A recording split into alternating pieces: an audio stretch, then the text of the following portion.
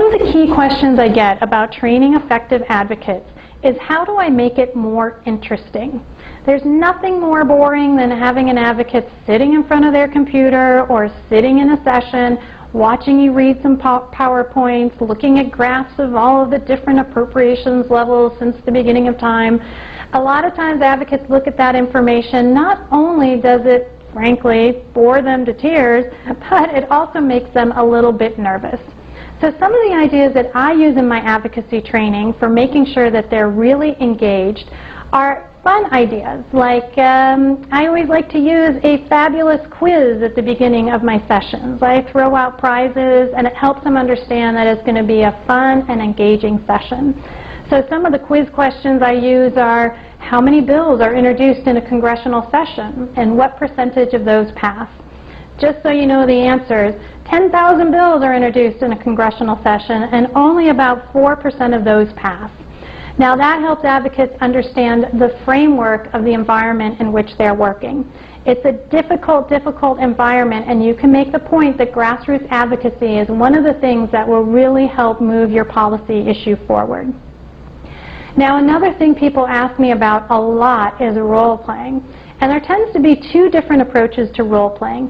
One is the more structured approach where people have scripts and they want to definitely show how to move that policy issue forward in the meeting. So they want to know how to make the ask, they want to know how to talk about the policy issue, and they want to relate that back to their business. Those structured ones can be great because they show advocates the best ways to actually have the meeting. I actually tend to prefer doing more ad hoc meetings where we've talked about the principles for an effective meeting, and then we see if we can get some volunteers to actually have a fun and sometimes goes a little wrong meeting to show how those techniques work when you're talking to a legislator in person. So in those kinds of role playings, I like to get my volunteers by offering them a fabulous prize. And often that fabulous prize is far more fabulous than the ones that you offer in your ice-breaking quiz. And then we do fun things to sort of show them what's going to happen in their meeting. They might walk around, they might have to stand in a hallway, and of course they might have to meet with an incredibly young staff person, which is always a big issue.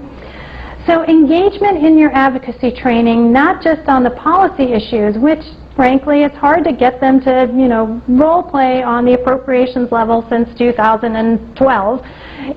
So some of those ideas will actually get them to engage more in the process, and that always makes them feel a little bit better about their meeting.